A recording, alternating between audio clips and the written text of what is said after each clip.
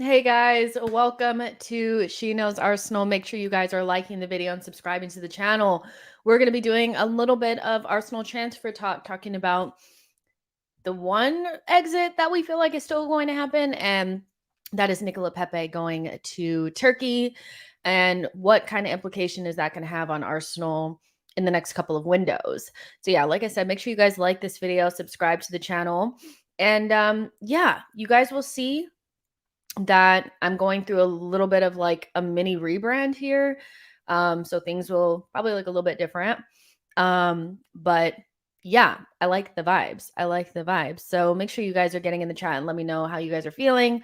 Obviously, it's international break. So what that basically means is we are struggling to figure out what we're going to talk about. Especially because like the main part of the transfer window is done, which is the incomings. That's really what people care about. We're just waiting until the Saudi window closes, which I think is today, and the Turkey window to close as well, and then that's the end of the window. So Nicola Pepe is an interesting player because I do think that like if you go back in time, there's much more to the story than Nicola Pepe is just not a good player. I think that has become the narrative that he was never a good player. But I think there's definitely more layers to that. And there's been a lot of conversations over the last couple of days with his, impending exit, whether or not he's our worst ever signing.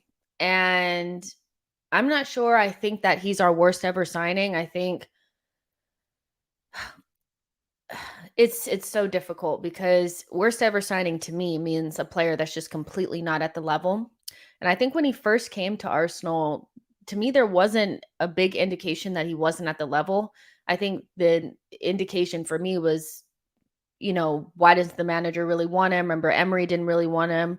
Then Arteta came in, he didn't really want him. So I'm not sure that it was about the level. I think it was about timing and when he came in, who he came in under, and then obviously like the glaring issue around the deal where we basically paid 40 million extra for a player. Like remember, like a couple years ago, like 100 million pounds for a player, 50 million pounds for a winger. Like that was, that's a lot. 72 million is a lot for a player like Nicola Pepe in this market. Like, he probably was closer to 30 million pound player. And we spent like an additional 40 million on him. And I think the price tag, the time in which he came to Arsenal, which was not a good time, just was the perfect cocktail for a signing of this magnitude to just kind of not work out. And so I'm just more kind of like, I don't really think he's our worst ever signing, but let's get into like the nitty gritty of like what's actually happening with him. So Fabrice Hawkins has, who's very like, well connected and pretty reliable, has said that Arsenal demands, for between 4 and 5 million euros to let Nicola Pepe go. Negotiations are advanced with Trabzonspor. Two Saudi clubs are there, but they are late. The winger's final answer is expected to be soon. And Fabrizio Romano also tweeted about this earlier as well. And if I can find it, he said, Nicola Pepe is not convinced by the Saudi approaches, deal not happening. His priority is to join Trabzonspor. Negotiations to follow in order to reach an agreement. And, Arsenal are ready to give the green light. Now, I know the biggest, question around this is Arsenal going to get any sort of fee? And, this is coming straight from like a Turkish journalist that, Trabzonspor has reached a total agreement with Nicola Pepe, meaning like the personal terms and things like that, who has verbally agreed to terminate his contract at Arsenal. The plan is to send a special private plane to England to collect Pepe, whatever.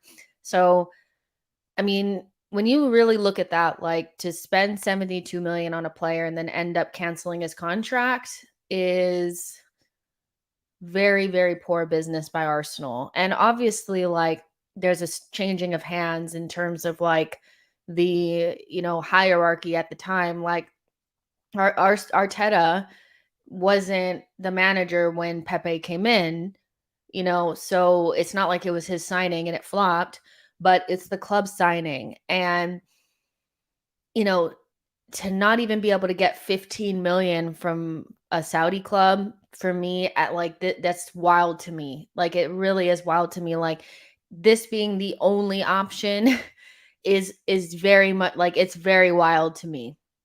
But I do understand that, like, you know, if those Saudi clubs were offering Pepe less wages, then he's under no obligation to cancel his like, to leave, to go to those clubs and go down on his wages to make it easier for Arsenal. It's in Pepe's best interest to get paid off by Arsenal and to start anew somewhere else. He had 1 year left on his deal, so and we spoke about this before, is as much as football fans were like, what's best for us and what's best for the club for us to move forward, we have to sometimes think like Pepe is a human being that has a family, who knows how many people he has to feed, right? Um, and he's being paid over £100,000 per week by Arsenal Football Club, and he could be paid that again in the next year, without, because we are the ones who made the deal. He signed the contract, we signed the contract, that's the deal. So he's under no obligation from Arsenal to go to another club that's going to give him less wages. And I ultimately feel like that is probably the reason why we weren't able to move him to a club that potentially would have given us a fee, is because they were probably offering less wages than he was willing to accept. And if we cancel his contract, then, there's some sort of, money that we have to give him in order to get that contract canceled. Maybe it's a little bit less, than what we would have to pay for the entire year, and then he can move on and go somewhere else and still get the wages for this year. So there's a lot of moving parts that make it really difficult to move somebody like Nicola Pepe on. But the idea that this guy was just like a bum, like, he was not a bum. Like, he had a certain skill set that is very useful for certain teams, counterattacking sides, teams with a lot of space, that don't necessarily care about possession, but, definitely some, that allow players like this to just kind of have their creative way, and the rest of the team just kind of like is built around them in a way, to allow them to have that creative freedom. Pepe is that type of player. Now, is his talent so good that Arsenal should have provided that platform for him? No. I think you play that way for superstars. We've seen it over the years where you have a player that just is like extremely talented, and their individual, the way that they play as an individual and the talent that they have is worth building the team around him and allowing them not to have to track back, not have to play within like a very stringent system. And basically the game plan is to get it to that person and let the magic happen.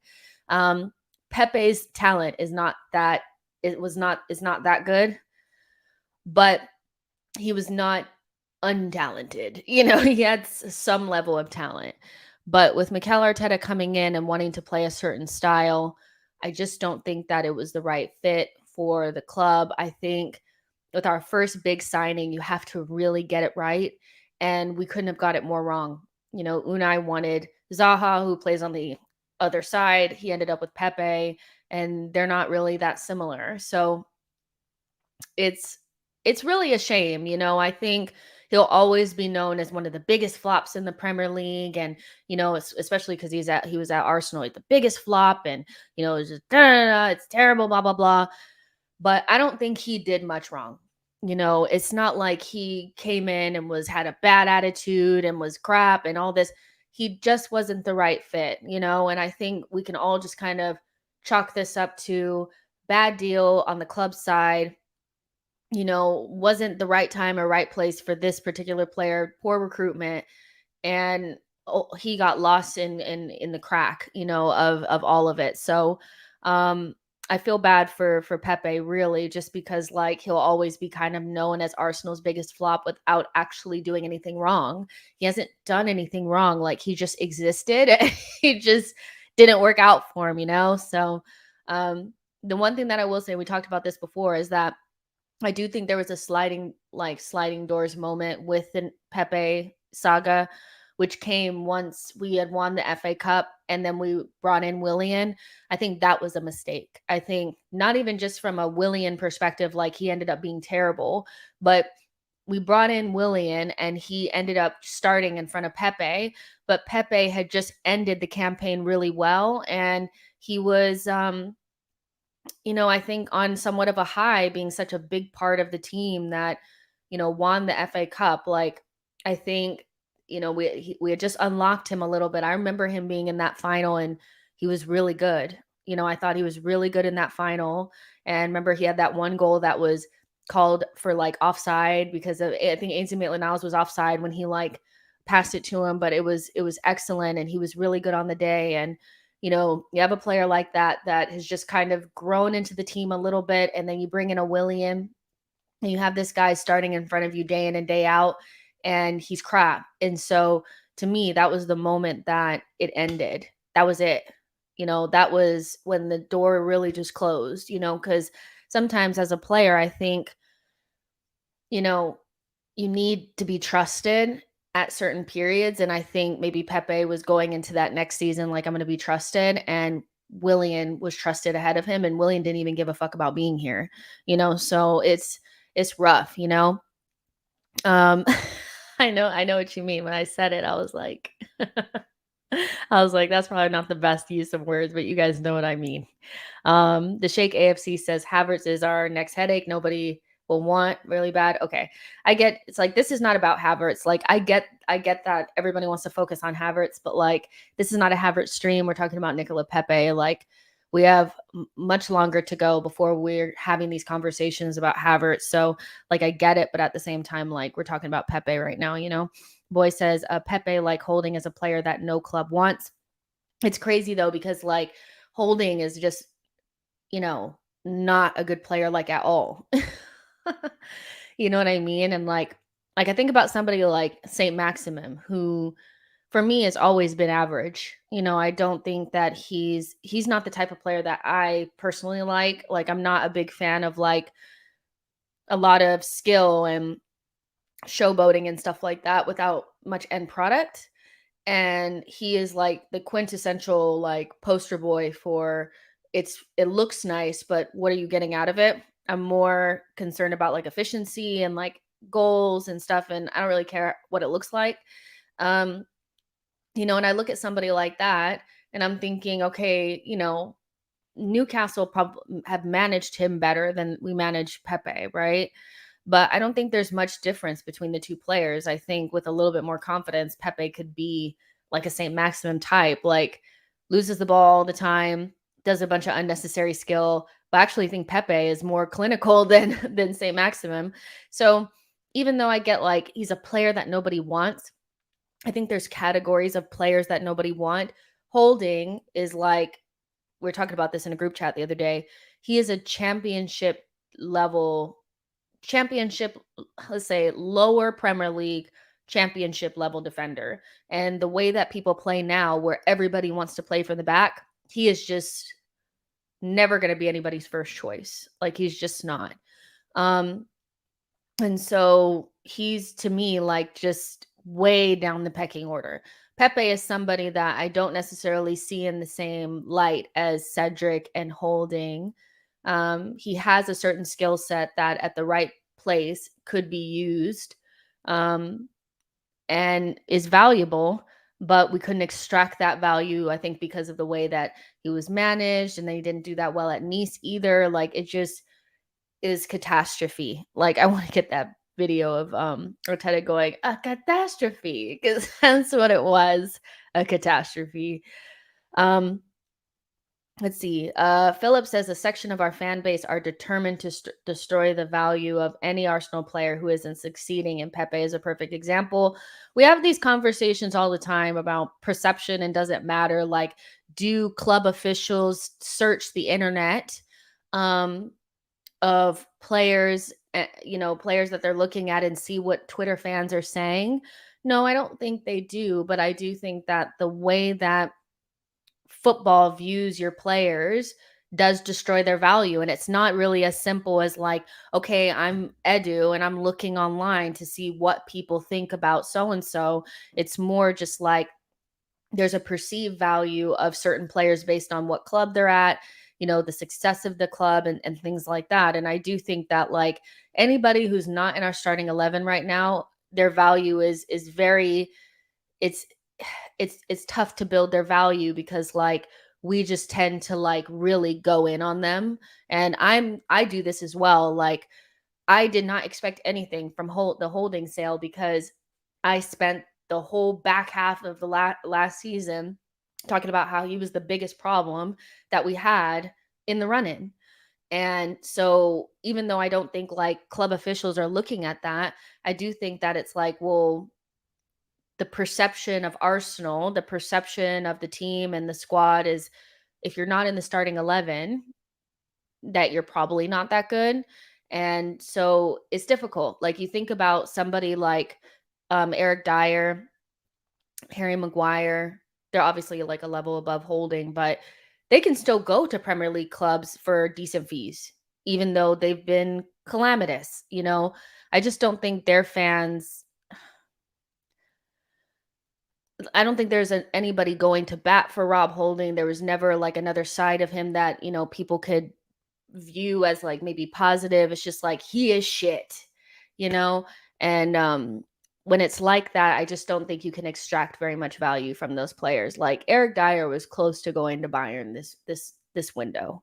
Like that's insanity to me. And he's not very like he's obviously better than Rob Holding, but like I just don't think that like I think we're a very active, emotional, and reactionary fan base online, and we do play a part in destroying the value of certain players. I do think we do that.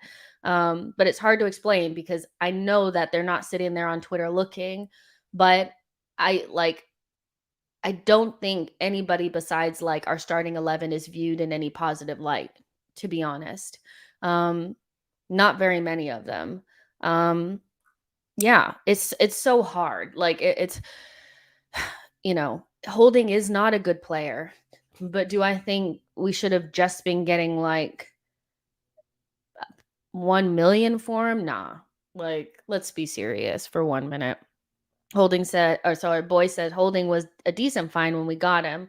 Both him and Chambers disappointed at how their careers panned out. And there's another aspect of this is that like there was probably a time to sell the two of them where we probably could have got 15 million, 10 million for them, and we held on to them too long. I think we hold on to players until it's like so obvious that we need to get rid of them. So you lose your bargaining power there because you're desperate. And people just offer you whatever they can. And there was just a better time to try to sell some of these players. Like Pepe, interesting because he was injured like the whole time he was at Nice anyway. So, I don't know what that time would have been, but maybe if Arteta knew at, maybe not the Williams season, but the season after that he wasn't going to use Pepe. Like maybe we should have tried to move him on then. I don't know, but we wait too fucking long. I mean, think about Ainsley Maitland-Niles. Like he's definitely somebody that there was an offer on the table, 10 to 15 million from Wolves right after the FA Cup because the perception was that like Ainsley Maitland-Niles is a serviceable utility guy that can play multiple positions and is probably at like a mid Premier League level. And we kept him for what? We could have reinvested that into something else. And so knowing when to sell is definitely a strength. And we don't have it. We don't have it.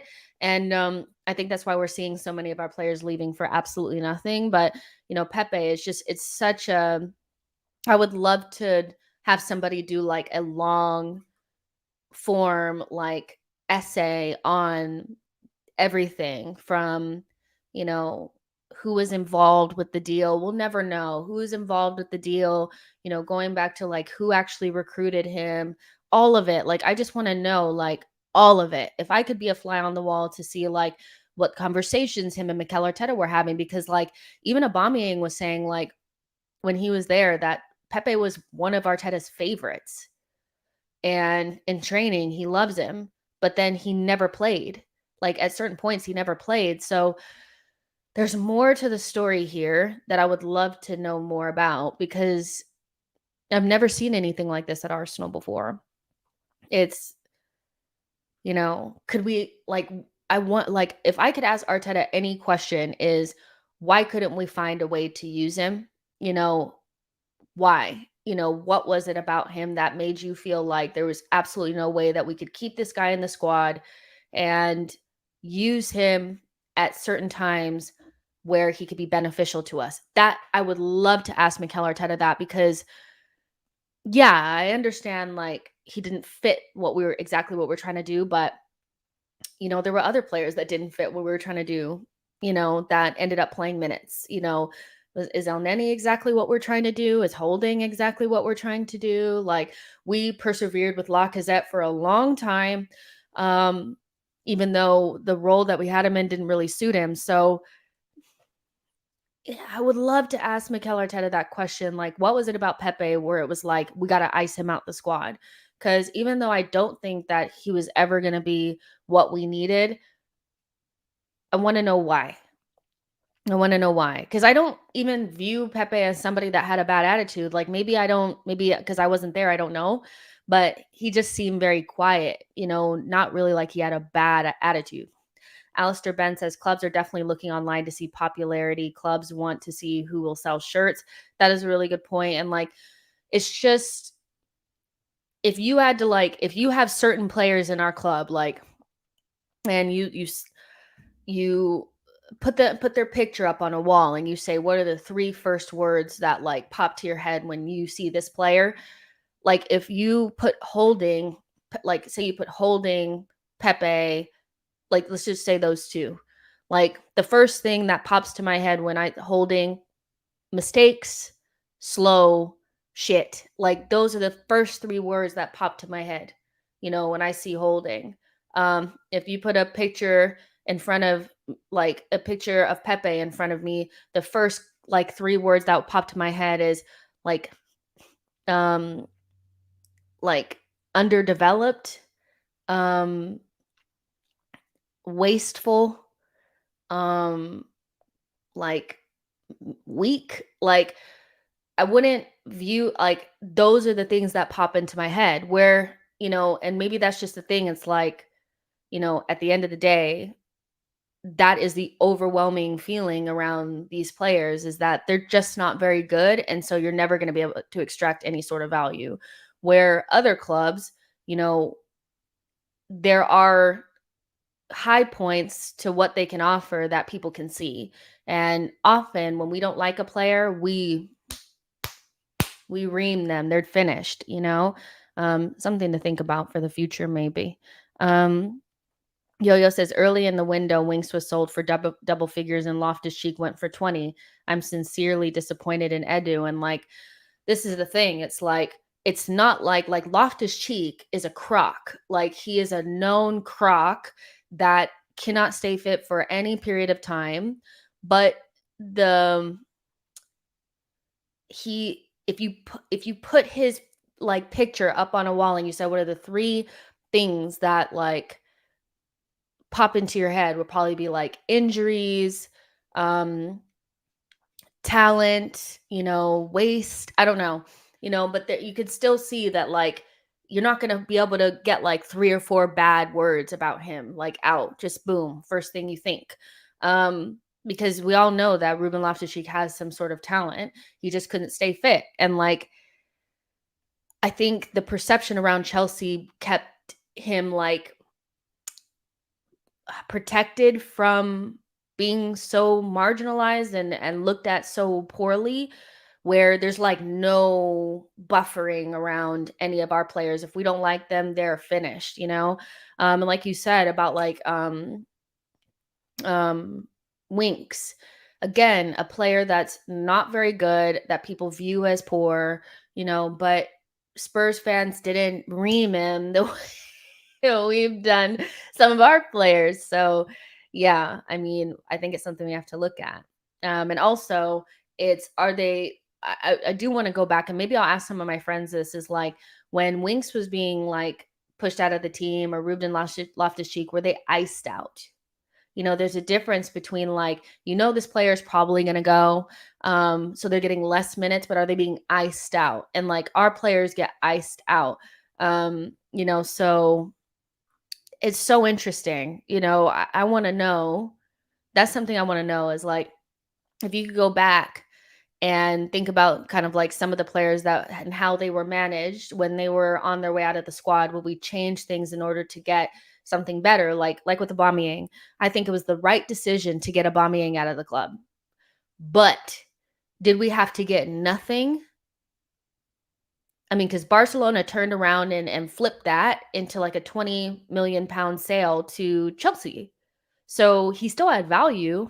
So why couldn't we extract any value from Aubameyang? These are the things. These are the things, these are the things that are more important for me to understand than, I like, was Pepe a good player? Like, that doesn't really matter to me. How do we manage players that we don't want? And how do we extract value?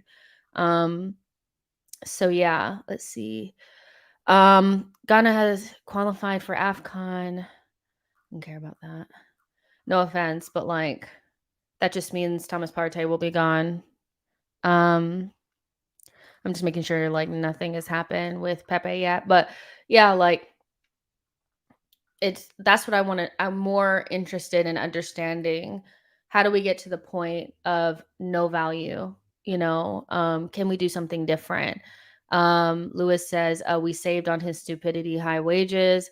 Saksham says we don't need Neto. We didn't go for Diaby. We'll talk about that in a second. Zich says the previous excuse was that our players are old and on high wages. What's the excuse for people like Sambi and Nuno? Even Balogun, I think, is low. I think that's a valid question, and it's something that I'm like, these are young players that like they have value. They do have value. Sambi, Nuno, they may not be Arsenal level, but they have value. And and we're not at the point yet because with Nuno and Sambi, obviously they're on Premier League loans. So, we're not at the point where it's like, damn, we're not going to get anything. But I do think it's strange that there was like no bids, no bids going on the last day of the window, very similarly to like holding and shit. That's not good. We're not really getting as much as I feel like we should get. And, this whole like, well, nobody wants our players. I'm like, but what do we do to make them look more valuable? Like, it's up to us still to like, if you have something that you want to sell, like, let's say you want to sell something used, like used shirts, purses, whatever on eBay. I used to do this. Even though like obviously nobody's going to want these things for as much money or as much as the newer version of it, there is a market for what I'm selling, and it's up to me to market it in a way where people would want it. And I would, go get the things dry cleaned, make sure I did a lot to like, clean them up. Also, when I would take pictures of them, I'd make sure it was in good lighting and make sure it looked good and everything smelled nice. And I put them in nice packaging and things like that. I made sure I described them perfectly online, and people would still buy my shit, even though the market wasn't as big for it. Nobody was going to pay as much as they would pay for the new thing. And, like it's still up to me to market it for it to be something that people want.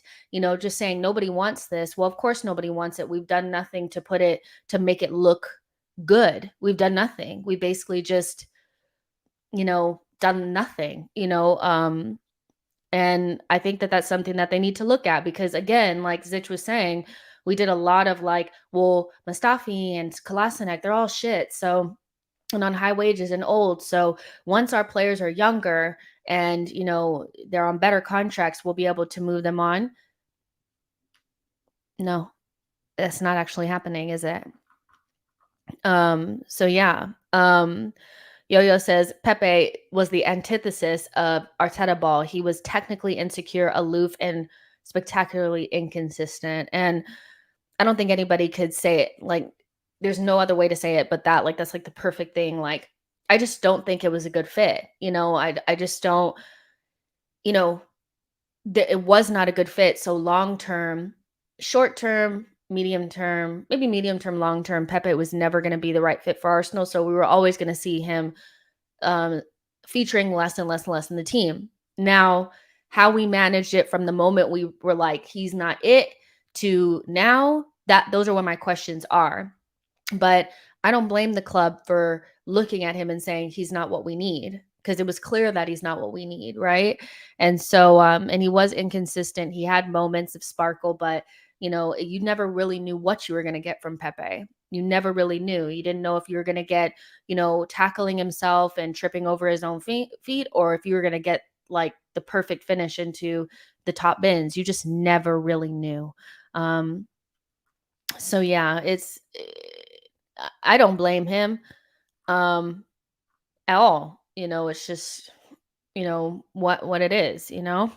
Unknown C says Arsenal's reputation in the market is shot to pieces. Honestly, think success is the first step to recovering some respect. And here's the thing is, if we wanted to sell any of our starting 11, we would make fucking bank. Okay. If we wanted to sell Saka or Odegaard or, any of our young players, if we wanted to sell Gabrielle, like we would make money, like we would. Um, but we don't want to have to do that in order to break even. We need to be able to sell the guys that are, on the outskirts of the team. And yeah, success helps and your reputation helps, like all of that kind of stuff helps. But I think we need to also, like, when we sell, how we manage players when they're kind of like in the gray areas of the team. That's super important, because for me, like, I'm looking at the player that I'm looking at like the closest, that I'm like, okay, there's definitely like a perfect time to sell this player, is like, if we don't see a Smith Rowe before December, you should move him on. Like, he's a good player.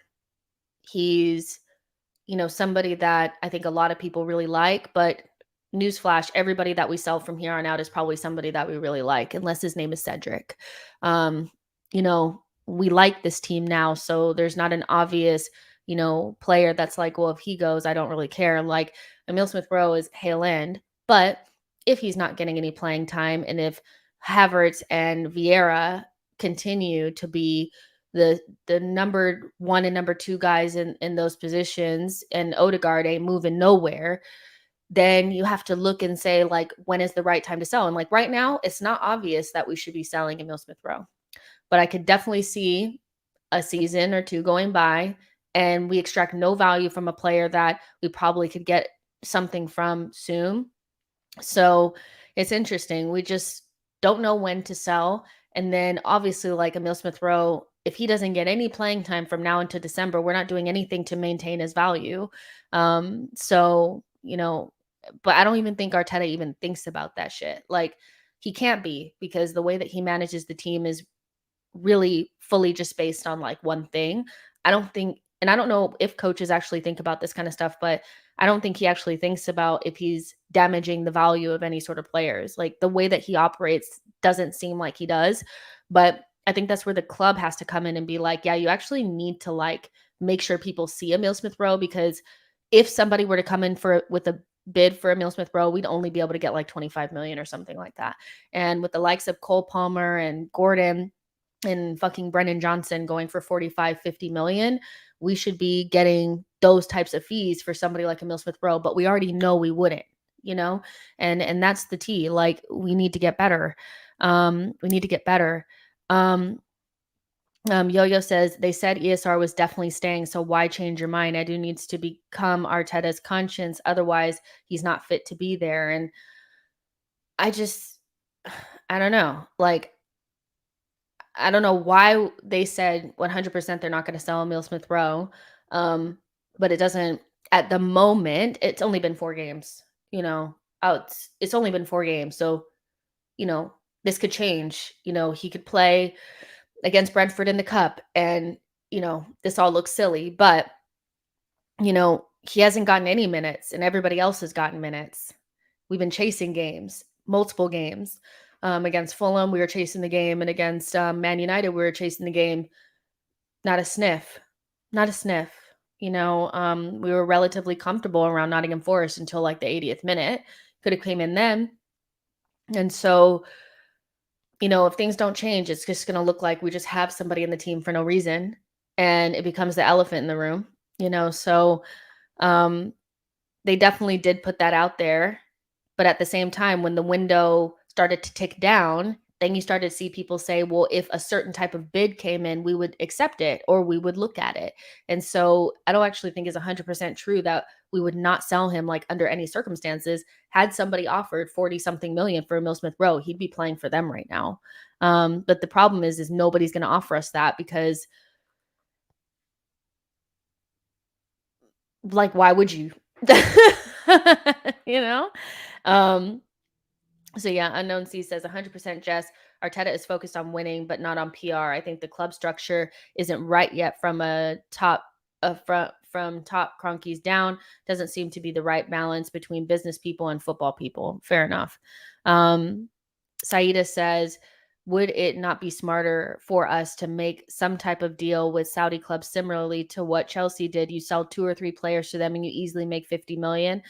I don't be knowing what we be doing. Like I don't know what we do. Like in terms of building relationships with clubs, like we've been kind of hearing that we're trying to facilitate relationships with clubs, but from like I remember they made this big deal about us having a relationship with Watford, what just to do like, behind closed doors friendlies. Like what are we doing with that? Um I've still not seen any sort of like benefit to having Edu as like some, Brazilian mastermind. Like we've gotten nothing from being, having a sporting director that has relationships with Brazilian teams.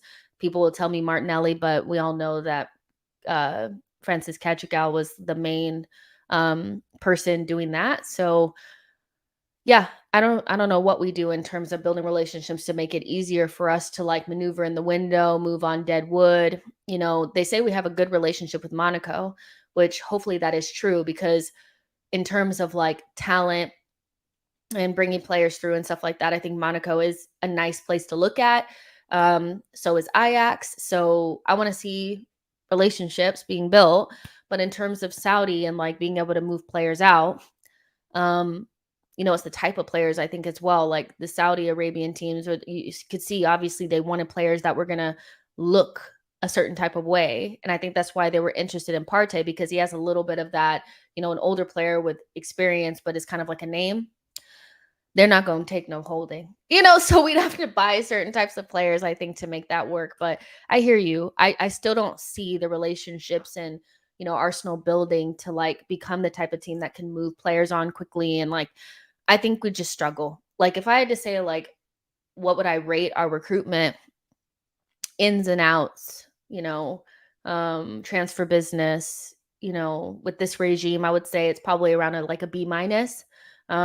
We could do better, but it's not bad. It's much better than it was before. So yeah. Mamang says Arteta doesn't integrate academy players. Yeah, like that's definitely something that I feel like he'll be forced to do soon because like we have players that like obviously are beyond what they're doing now. Ethan Noweri and Miles Lewis Skelly are 16 years old, but they're making under 21s look really easy. So either integrate or get them loans or something like that. Patino also looks really good. So, it's going to happen at some point, hopefully. Let's see. Yo-Yo says, I strongly believe that if ESR gets into the side, he won't be dislodged unless through injury. However, Fabio Vieira is ready to kill Kai. So you strongly believe that ESR gets into the side, he won't be dislodged unless through injury. So basically what you're saying is you believe in his talent so much that he won't be able to be moved out of the team again unless he gets injured. That's an interesting take because I mean, a lot of people, there is a section of the fan base that's like dead set on the idea that if Emil Smith Rowe was playing in Odegaard's position, he would take Odegaard's position. I've never thought that that was realistic or a thing.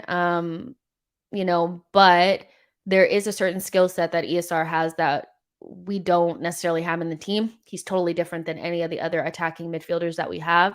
And so it'd be nice to see him with this team get a run of games or at least some minutes. I'm hoping he gets a look in against Brentford. That is definitely where I'm like, we need to see Emil Smith Rowe in this team. But I agree with you about Fabio Vieira. He's in it. He's in it. Andy says Odegaard and Saka nominated for Ballon d'Or. For what? Winning F all in 3 years. Thank you for your comment. Yeah, you probably like a Man United fan or something like that, Chelsea fan, mad because Enzo wasn't. Is it Enzo that you're mad that didn't get nominated? Is it Rashi or something? Oh well. Saka and Martin Odegaard deserved it. So there you go. But in terms of, Pepe, he's definitely going to be gone soon, and it'll be nice to just close this chapter and be done with it forever. Hopefully we've learned our lesson from, dealing with certain types of agents and certain types of sporting directors, never going back into that. I think working with agents and stuff like that is important in order to get certain levels of talent. But obviously you don't want to be paying everybody and their mama and overpaying for certain types of players. So, hopefully we learned our lesson. But Pepe not leaving before the UK window closed meant that Arsenal could not go out there and get an attacker, which was on the agenda for Arsenal. Even though Timber had his injury, Arsenal were still wanting to look at the attack. And I think it's important to bring in new forwards quite often, because I think that's the part of your team that needs the most shaking up the most often. I think you can be relatively settled midfield and defense wise, but in attack, you want to add different personalities and different tools and stuff like that to and also spark the players that are already in those positions to make sure you keep them on their toes, because they have to get goals and assists consistently. And continue to perform. And so, not being able to bring in an attacker, I think, was a little bit of a letdown. I think for a lot of Arsenal fans now, depending on what side of the fence you sit on, some people felt like we 100% needed to get a number 9. Other people felt like we needed to get backup for Bukayo Saka. And we did neither one of those. And both of those, to me, are still on the agenda. At least another winger. They could play on both sides, one of the sides. They just need to be able to replicate in some way what Bukayo Saka and Martinelli offer. I think the problem that we have with Trossard is not that he's not a fantastic player. You guys know he's one of my favorites in the team, but he doesn't offer the same directness and speed and athleticism that like Martinelli and Saka do.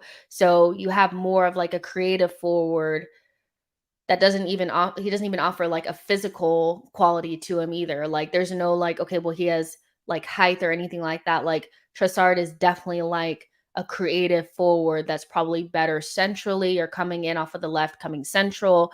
And on the left-hand side with Martinelli, he's often like more isolated and a little bit more direct and a little bit more vertical. And so Trossard can't really replicate what we have with Saka and Martinelli, but offers us like a certain level of quality to maintain the squad if either one of those were to be out. And then you have Reece Nelson, who looked really good against Man United coming in. That's kind of like his bag. Like his bag is, last 10 minutes of the game pushing. He's so direct, so quick, and he makes good decisions, and he's usually so good. But like, is Reece Nelson somebody that you would trust for a long period of time if Saka and Martinelli were out? I don't know, because you can't even rely upon his fitness. So I do think Arsenal are probably one attacker short. You know, it remains to be seen whether or not the Reece Nelson contract extension was a good idea or not. But I think we're still like one short. And that's where Pedro Neto comes into the fold. Arsenal made contact with Wolves about Pedro Neto in the summer window, and probably because they wanted to see if they could bring him in, should they be able to move Pepe on. They weren't able to do that, and so they weren't able to make any moves. But he is somebody that we've been consistently linked to since Arteta has been manager. Remember, we looked at him the season before last. Um, and or maybe like the January before last. Um, Good player, a very good player. I think so far in the Premier League, he has 3 assists, which is really good so far. Like early days in the season to have 3 assists, I think is good. And I think he's played like more minutes so far than he's played in like other seasons. But yeah, he has 3 assists in 4 matches, which is really good. And his main problem is his obviously his fitness. Um, his fitness and being able to, he had like a big knee injury, um, and then like a big ankle injury, and so it's kept him out. But he's 23 and he's Premier League proven. I think he can play on both sides as well. Let's see a little bit more um about him because he's left-footed, which fits the bill. You want a like a right winger to play on the left hand. A right winger that's left-footed plays on the right-hand side. That's what you really want. And I will show you guys his stats or whatever. I know some people are not big on him, but I'm actually think he'd be a pretty good addition, to be honest. This is what he looks like so far. Um, um, Tons of shots, assists, shot creating actions. I mean, all the green bars in the positions that you want them to be for somebody that's like an attacking midfielder slash winger. And he's not a passer, which is fine, but his progressive carries, his successful take-ons, his touches in the attacking penalty areas, progressive passes, received, all of the things that you want from a player playing in those positions. If he can stay fit, he's going to be a very, very, very good player. And is players that he's more similar to, it's interesting. It's like more Kevin De Bruyne and Martin Odegaard. I'm surprised I don't see Martinelli or Saka on here, but good player, would be interesting. I think in this Arsenal team, I would not be upset if we went back in for him, maybe in January. I know people are holding out for Ivan Toney or center forward, but I think we have a space for a winger. I'm not sure we have a space for a center forward because Eddie's still at the club. So we have to see what happens. But I would be very interested to see Neto in this team. Like, he just fits what Arsenal do from a recruitment standpoint. Now, whether or not you think this is the right way to recruit, that's another question. But you know, Premier League proven, young, um, actually is left-footed, can play on both sides. Um, I want to watch Wolves a little bit more and see if he actually has the burst of pace. People are saying that it's gone, which would be a shame because he was really fast. But if he has end product on him, which he does, it seems like he has, the assists and stuff. Let's see how like it unfolds. But Arsenal will probably go back in for this guy. They've been looking for another winger. I don't think they've been satisfied with just Trossard. I think Trossard was a little bit of a band-aid to ensure we had someone else in that front line for the title race. But the types of players that we went after, we went for Pedro Neto first. We went for Mudryk as well. They're completely different than Trossard. So if that's what Arsenal really want and they want to have that profile in the team, they'll have to go back into the market. And now that Pepe is gone, we have relieve ourselves from those wages and also have the space in the team to make it happen. So I'd be interested. Keenan says Neto stats are solid. If we pay more than 50, we are getting robbed. Fair enough. I mean, I think didn't they like ask for 60 the first time that we went in for him? That was too much for a player that had not played enough football. But we'll see. We will see. Saksham says replacing Nelson with Nelson. Fair enough. I think Pedro Neto probably has a little bit more about him than Nelson, but we'll see. Also, you guys know the winger market is not great. We've spoken about this multiple times that like That's why players like Mudryk went for like 80 something million, is because obviously you're hoping that he becomes a superstar. But when you look out there, you're like, what is this? I mean, again, people are paying 45 million for Cole Palmer, 50 million for Brennan Johnson. Like, the market, people are looking for those types of players, but they have to pay so much more because there's nothing really out there. So you have to look at the fact that like options are not really abundant. That's why if we ever if somebody came in for Saka and they try to offer us anything less than like 150 million, you'd be like, because obviously we wouldn't even look at it, but our wingers are so valuable because these players don't exist in the market. And so if you want to go out and get somebody, it's probably not going to be somebody of Saka and Martinelli's like level right away, but you want to have somebody that has the ingredients. I think Pedro Neto does have the ingredients. But I get that he also has the injury issues. So that's going to make people a little bit like, not sure.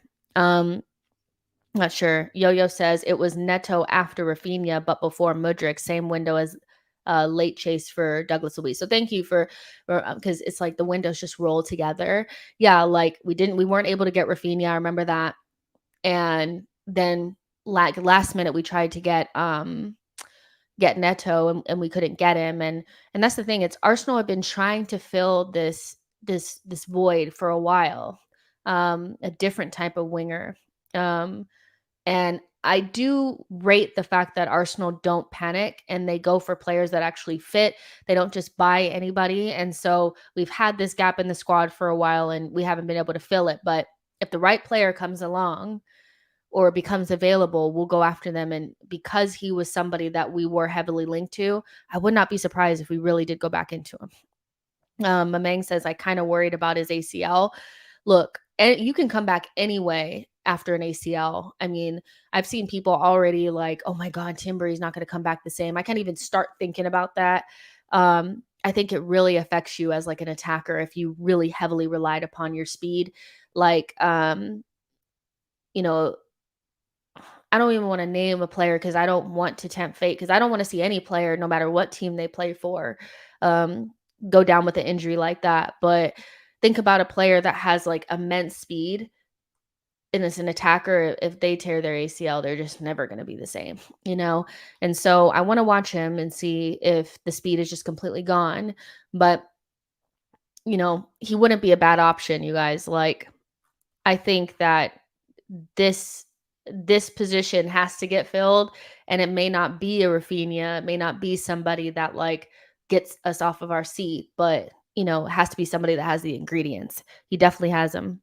Anton Dunn says the sooner we get a competitive backup for Saka and Martinelli, the sooner he'll elevate from the plateau I think he's currently in. Not his fault.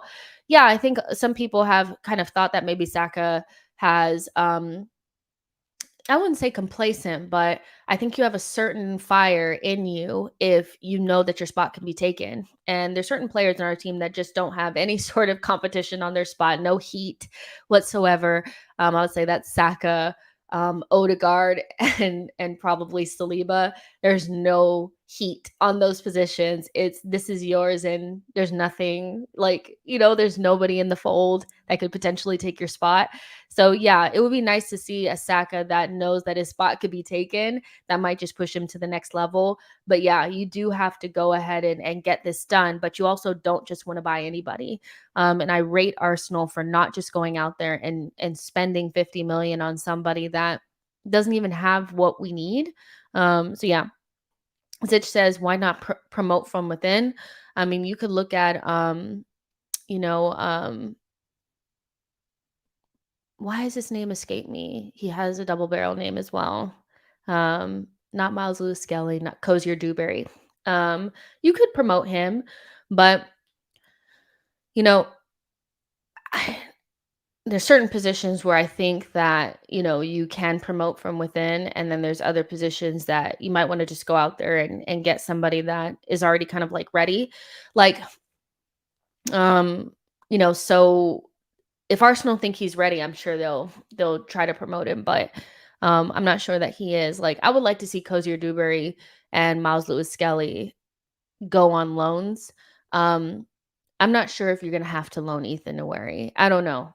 You know, you guys can let me know. I'm looking at a player that I think could kind of maybe play a role in the team next season, small role.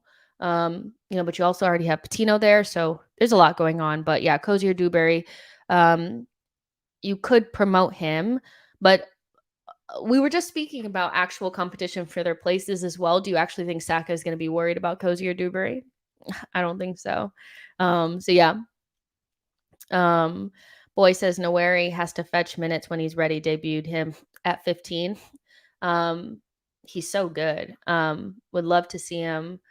Um, would love to see him like maybe on a loan or with Arsenal at some point, like soon. I think he's really, really good.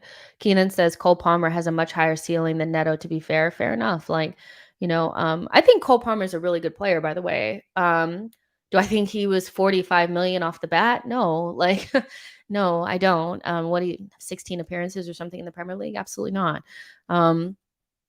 But he does have a high ceiling. He does look like a really, really good player. So, you know, um, I'm more concerned about like, if we were ever to sell Emil Smith Rowe, we better be getting those types of coins. You know what I mean? We really should be. Anton Den says, I love the idea of Kubo. He's another one too. Like, um, here's my thing about Sociedad. We have such a good relationship with them. I need that to be like reciprocated. Kubo and Zubamendi are players that I'm like, can we not get first dibs on those two players? Like, I still think we need another DM at some point. Just because like obviously Jorginho is gonna go, and I think like Thomas will probably go too, sooner rather than later. So I would love to get like first dibs on Zubamendi and Kubo does look like an interesting little player. Like he looks like class, like he really does. So we'll see. But you know, um I think Arsenal really do like getting players from within the league. I think that's really obvious now. Let's see. Tell me this. I'll tell you this as Mbomo be a great addition. I love him. I love him. I watch Brentford every week. I just think they're such a good team, and like they don't get half the hype that Brighton does. And like I kind of get why, because like Brighton are obviously selling their players for hundreds of millions, right? But I think Brentford's recruitment is right up there. And Thomas Frank, like that's my guy. So um I like the way that they play. Like I would like to see, like, I don't know if outside of the system, I would love to see what Mbomo does like for somebody else. I don't know if Arsenal need to be the team for that, but even Brentford have some players that I'm like, that's interesting. That'd be nice. Um, Hugo says Danny Olmo from RB Leipzig for left center mid. We were actually linked with him early on in Arteta's tenure. Let me see if I can find it. And I always think, is that a player that we'll go back for? Obviously, like Manchester City, we're also looking at him before, like after Paqueta like fell apart and before they went for Mateus Nunez, like that was a player that they were looking at, and we were also linked with him a long time ago. Danny Olmo, Arsenal. Let me find it. Let's see. Arsenal, Danny Olmo could be the Odegaard alternative. Yeah, we were linked to him like a long time ago. Mikel Eyes, Gabriel Jesus. Arsenal have been told how to sign Danny Olmo from RB Leipzig. So it was like a while ago, but we were linked to him, and like he's a nice little player. I wouldn't mind him, but um we got a lot going on, at Arsenal right now. We got a lot going on.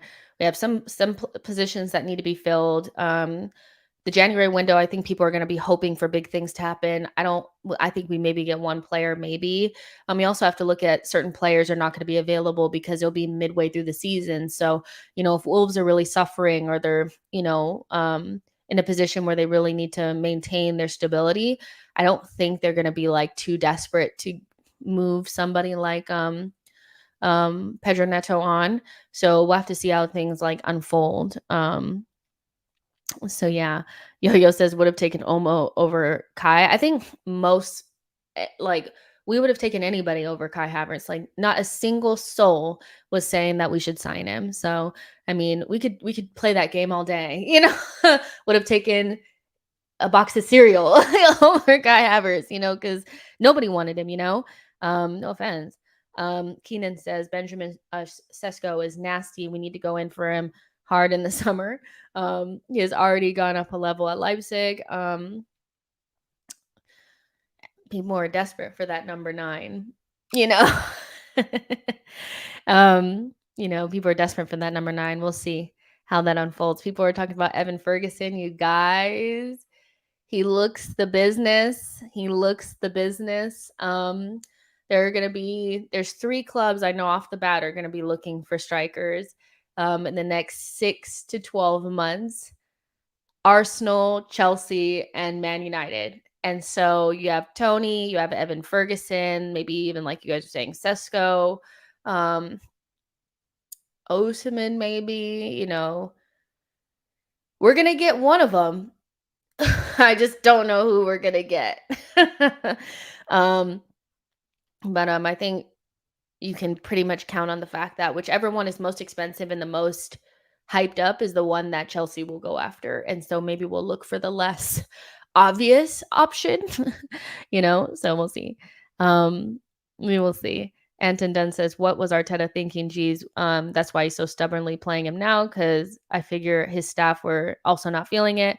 It just has to work, man. Like that's where I'm at right now with it. Like we're sitting in the table 10 from 12, haven't really clicked as well as we probably have wanted so far, but ultimately like I can live with what I've seen so far.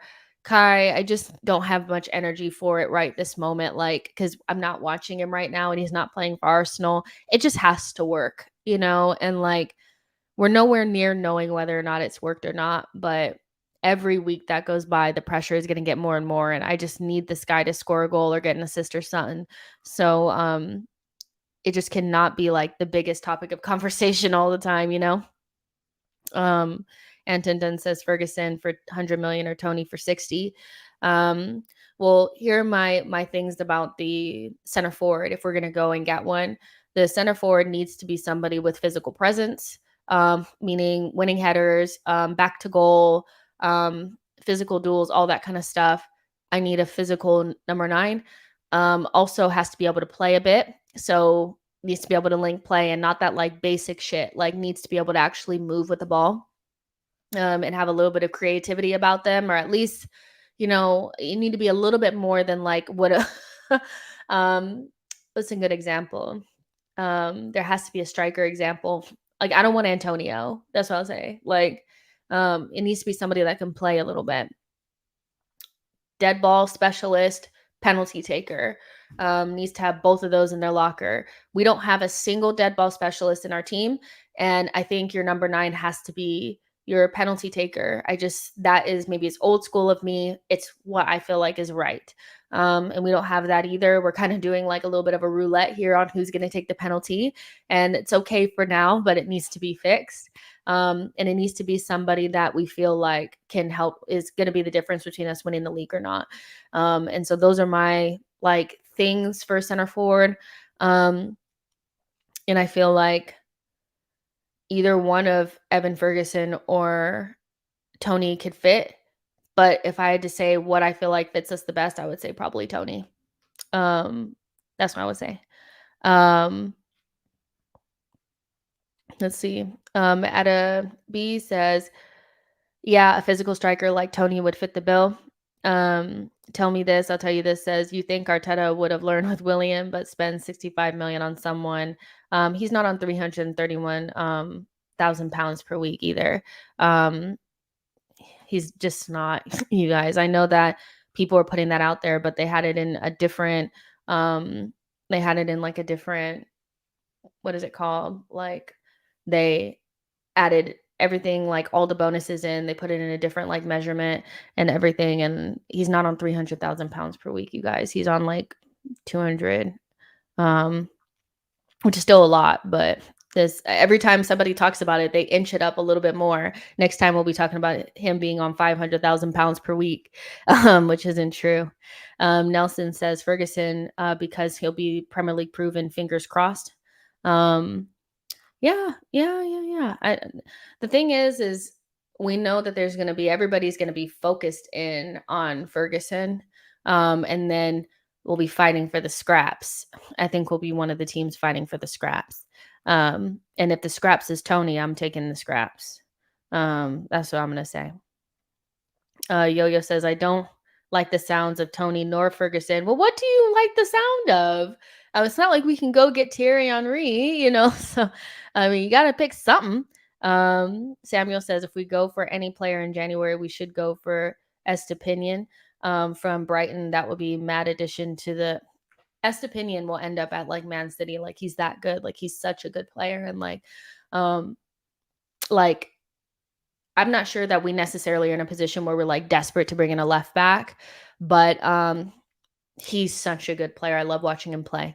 Um, so we'll see how that unfolds. But in January, I'm not sure that like a left back is actually what we're going to be needing. We'll know what we need in December because we'll get a couple more injuries and we'll know where we're at, but yeah, everybody has their wish list. Everybody is looking towards the January window for something to happen. I'm not 100% sure something big will happen, but maybe something, if it was a Pedro Neto or like another attacker, I think like the January window a lot of times is for bolstering your attack, making sure you have enough goals, because at the end of the day, no matter what you do, if you don't have enough goals, you'll suffer. And so we'll see how things unfold. But in terms of Pepe, he is all but gone. Turkey looks like the final destination for him. Looks like the final destination for him. Oh yeah, Fabrizio Romano says contract terms fully agreed between Nicola Pepe and Trabzonspor. Deal expected to be sealed soon, as he only wants that club, no to Saudi. So again, he will be in Turkey. And so Pepe will no longer be an Arsenal player probably within the next couple of hours. So we'll see how it goes. You guys, there's 130 of you guys in here. Make sure you guys like this video, subscribe to the channel. I'm getting back on a more consistent schedule. I know I'm kind of like here and there, but I have a lot of stuff going on in my personal life. I'll be going out of town for the next 3 days because somebody in my family has passed away. So after that, I'll be able to like really get on it. But it's been a little bit difficult because I've been here, there, and everywhere. But thank you guys so much for supporting the channel. Next up is we need to get the channel to 20,000 subscribers. I think we can do it in the next couple of months. And I am adding, you guys have been asking for a long time, I'm adding watch alongs for just the big games, for our Champions League games, like the cup games and the big games against the big six. I will be doing watch alongs, and after games we'll be doing player ratings. So you guys been asking, you guys will be getting for sure. But I love you guys so much, and this is super fun, and I will talk to you guys in the next one. Bye guys.